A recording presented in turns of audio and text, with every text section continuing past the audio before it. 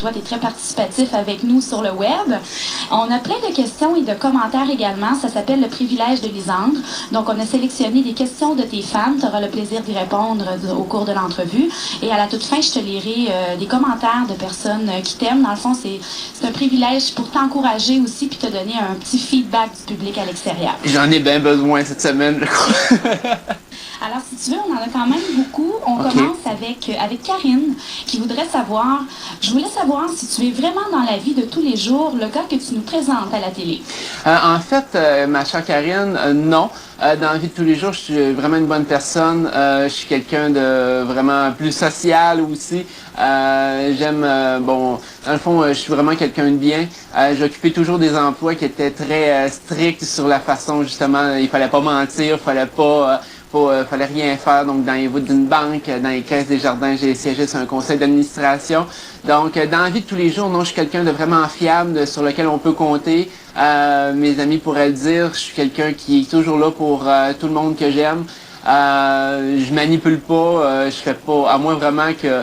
J'avoue que des fois, je manipule quand c'est contre des mauvaises personnes. Ça, des fois, je le fais.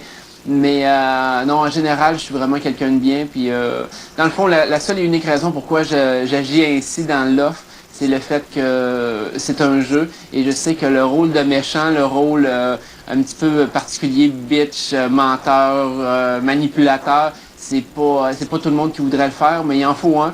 Et je m'assume dans ce rôle-là dans l'offre. Et je trouve que ça me va bien quand même. Là. On poursuit avec Déborah.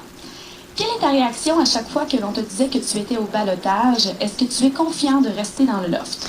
Eh bien, Déborah, en fait, j'ai sur plusieurs ballotages, lors de ma première expérience de Love Story, j'étais beaucoup... en fait, je voyais mes ballotages comme si c'était le dernier.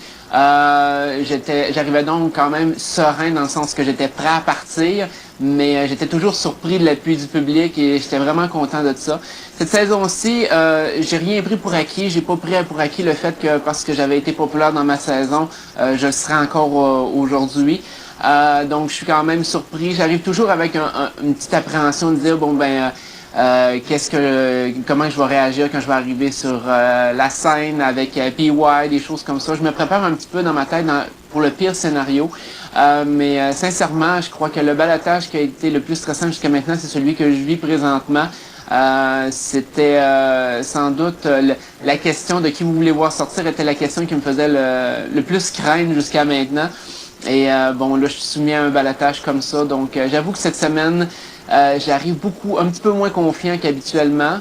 Quoique, comme je dis, j'arrivais pas nécessairement extrêmement confiant, mais je montrais toujours un petit côté de confiance arrogant dans les autres ballotages pour un peu faire jaser, pour que les autres ballottés, les autres lofters soient un petit peu qu'est-ce qu'il fait, pourquoi il fait ça. Donc j'essaye un petit peu de provoquer en faisant ça, en montrant non, j'ai pas peur de partir. Mais au fond de moi, je pense que je suis un être humain et le fait de sortir, c'est certain que pour moi, ça serait vraiment dommage, ça serait vraiment triste pour moi. Donc c'est sûr qu'il y a toujours une petite appréhension, puis il y a toujours un petit stress qui vient avec ça. Là.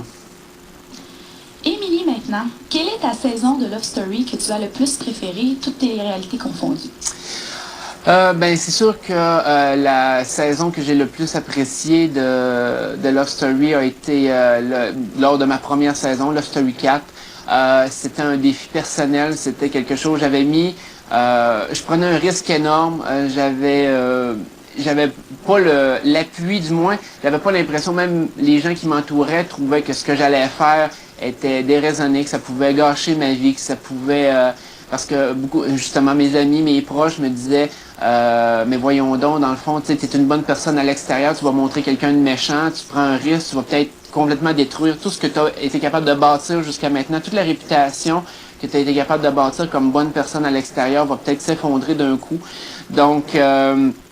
il y avait un stress considérable, puis j'avais beaucoup de pression sur les épaules. Quand je suis arrivé à Love Story 4, j'avais un petit peu peur de tous les trucs un petit peu plus romantiques, séduction, ces choses-là, parce que c'était pas le genre de jeu que je voulais jouer.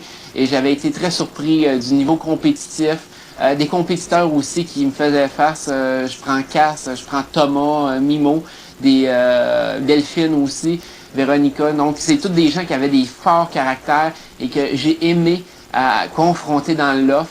Donc, de ce côté-là, j'avais peut-être des trop hautes attentes quand je suis arrivé au Love Story All-Star. Je pensais que ça allait être encore beaucoup plus difficile, mais sincèrement, ça a été la saison 4 dans le fond, qui m'a touché le plus, puis qui m'a fait vibrer le plus, là.